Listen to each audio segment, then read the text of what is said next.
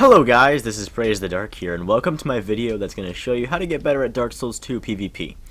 Now first of all, as I'm getting invaded of course, I want to address the netcode that's in place within Dark Souls 2, and this is because there is no dedicated servers, so they were forced to have a netcode. Now what a netcode is it makes it so there's a delay. There's always a delay, but it depends on the connection that you have with the other player. So in this case, me and him might have a pretty good connection, I don't know yet.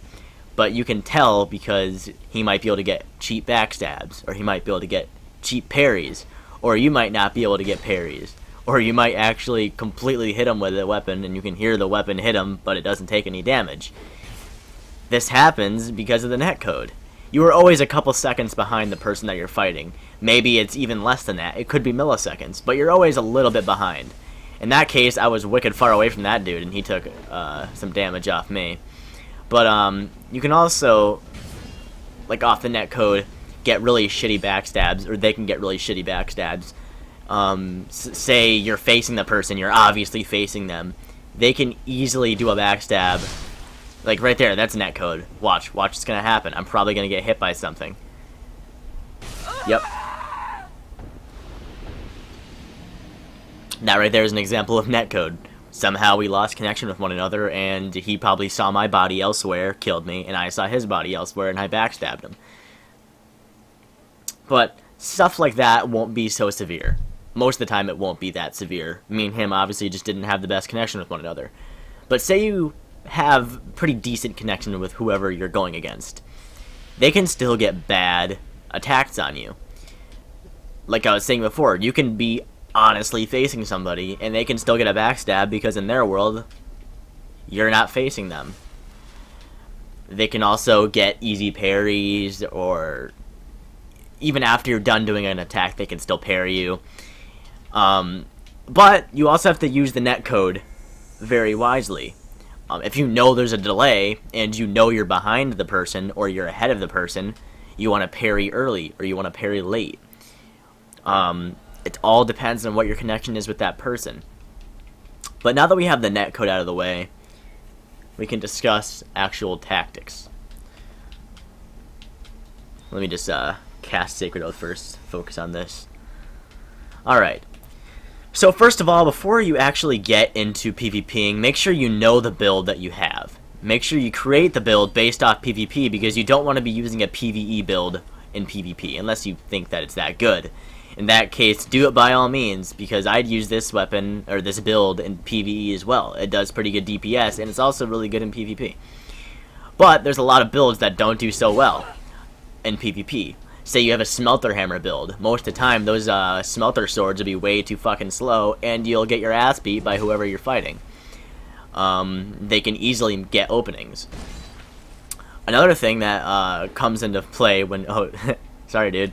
That comes into play when you need to figure out your build is learning the weapon that you have. You want to know the complete moveset of your weapon. In my case, I can do backsteps. Oh, he's fucking gone. You can do backstep attacks. You can do running attacks. You can do jumping attacks. Definitely alternate between whatever attack that you learned. I know every attack that the Black Knight Halberd can do, so I use those to my advantage. Whenever I see an opening, I use either one of the attacks that I know. Say some guy is standing completely still, I can one-hand it, run at him, curve, and then swipe him. Or, if he's standing completely still and I know he's probably going to circle around me, backstep, do that, or two-hand, backstep, triple swing. That case, if he tries to get behind me, I can still hit him twice. Doesn't matter. Make sure that you know the weapon's attacks. And also make sure that you, if you're planning on parrying or if you're planning on just blocking, get a shield that you know. And if you're focusing mostly on dodging, don't even use a shield at all. But in my case, I like to learn how to parry. I haven't been really doing parrying as much in Dark Souls 2 as I did Dark Souls 1 PvP. So I'm holding on to this shield just so I can maybe get a parry in if I see the opening. Alright, so now I'm going to try to show you an ideal fight. Hopefully I can get into a fucking world. I don't know what's going on right now. If I'm getting summoned or not. Or invading or not. And I'll show you something else that you should do once I actually invade. Just get into a world. Oh, I'm getting invaded. Either way, now I can do it now. So basically, you have to also know and want to pursue a high DPS. This weapon already has extremely good damage. But with Sacred Oath, it does 682, almost 700, and on crits, it can do even more. If you have a low DPS weapon, you can just as easily get Sacred Oath, or something that will increase your DPS. Oh, fuck, we have a hacker.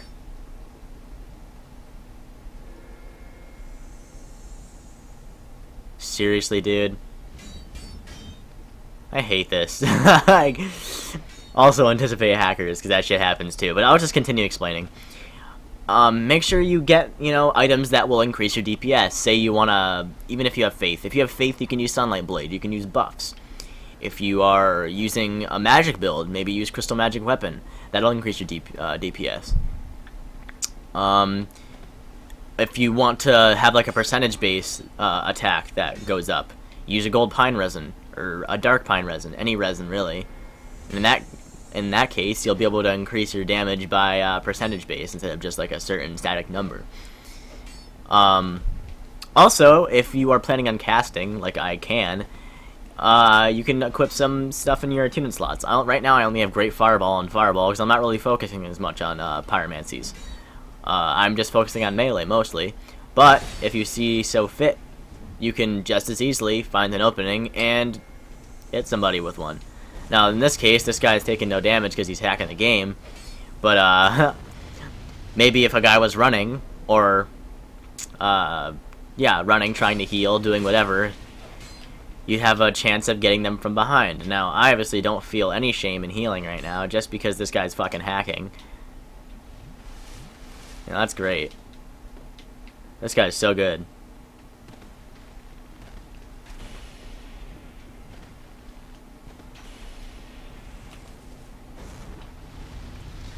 But yeah, in the case of a hacker, I guess you can use gravity to your advantage. I wasn't planning on giving hacker tips, but I might as well fucking throw that shit in. So if there's a hacker that ever invades you like this asshole, you can try to use gravity to your advantage. Obviously, I'm probably not going to be able to because this weapon here doesn't do golf swings, and I can't get him over the side of the fucking ledge. And honestly, I just don't feel like kicking him off that. So let's try another tactic. Try to get him to follow me. Knock his ass off that way. Come on, kid. I'll just block everything.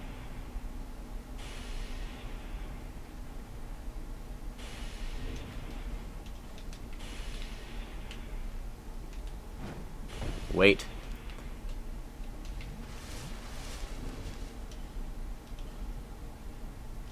Haha, now I have a shield that blocks pretty much all magic. Go fuck yourself, buddy. And hopefully he'll follow me. Probably won't, though. This guy just wants to hit me with range, obviously. But yeah, well, whatever, I'm fucking dead anyway. But yeah, I guess if there's a hacker, you want to get him off the ledge because you can't kill him. And try to use gravity. Now, there are some cases where hackers can completely remove the possibility of dying from gravity, so in that case, you're pretty much fucked. But, in the likelihood that you don't encounter a hacker that's super hacker, you'll most likely be able to boot him off the ledge and kill him.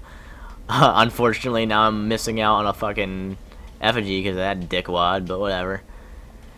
Pop an effigy.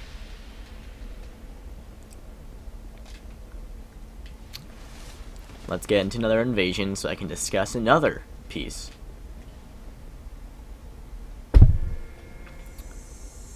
Okay. Once I get into this guy's world, I'll start discussing stamina and HP.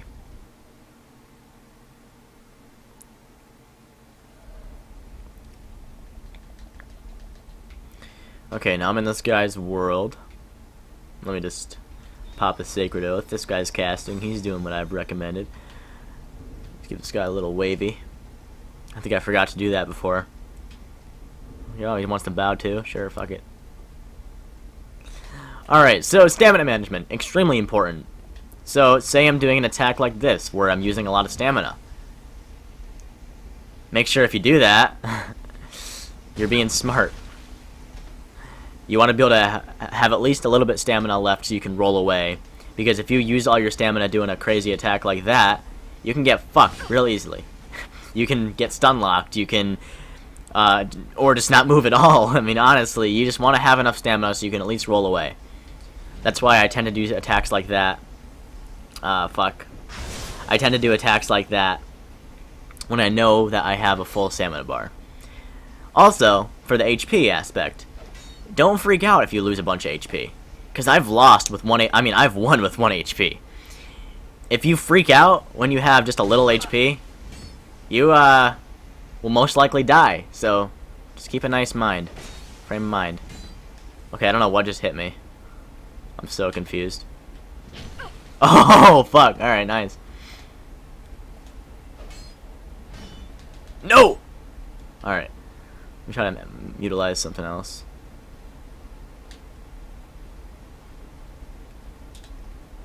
Okay, bye-bye. There we go. That probably confused the fuck out of him. But yeah, HP. Don't freak out.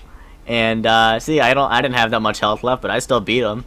Don't worry about your health. If you die, you die. Just keep focused and make sure that you watch your enemies' movements, watch your own movements, and don't do anything fucking stupid.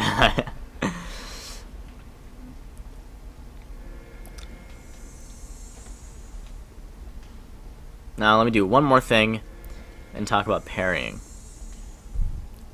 Christ, if I can even get into a damn world now. I don't know what's going on. No? Don't want me in that world? Come on. Thank you. Alright. So when it comes to parrying, you want to choose the correct shield. Obviously, you don't want to be parrying with a heavy-ass shield. I don't even think you can with a lot of the bigger shields. Those are shield-bashing weapons. But say you have the Drank Lake shield, you won't have good parry frames. If you are planning on parrying, make sure you use a small shield. Like this one. At least in this case, you can actually get a parry in. Okay, that was bad netcode.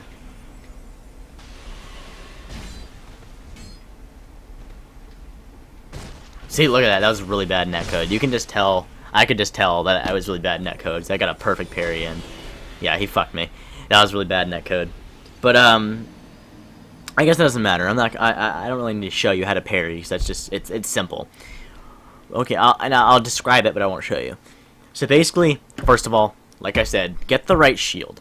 Get a shield that you know has good parry frames. And for the love of God, don't use the fucking Ministry Charm. I swear to God, if I see anybody with that anymore. It got nerfed, guys. It got nerfed. It doesn't work anymore. Holy shit, noobs. Don't use it anymore. Right now, this is my favorite shield to use, the Watcher Shield. Has really good parry frames. It's really fast. It also has really, really good stats, man. Look at that. I mean, it protects against a lot. 91% lightning defense, 70% fucking magic defense. It's a really good shield. I totally recommend it. It's a fast shield. It's a light shield. It's small. It's great. This guy again. But when it comes to parrying, what you want to do is make sure you know the netcode. Make sure you know the netcode. That is so important. If you know the netcode, you'll know how to parry. You'll know when to parry. You'll know exactly when to parry. So if the netcode is slow, you can just parry early. If you know the netcode's fast, parry on time or parry a little late. Doesn't matter. You'll be fine.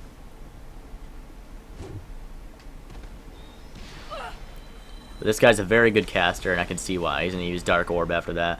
Kind of... Oh, you're funny.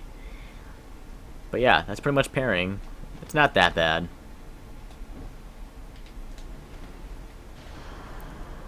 I saw that shit a mile away, boy.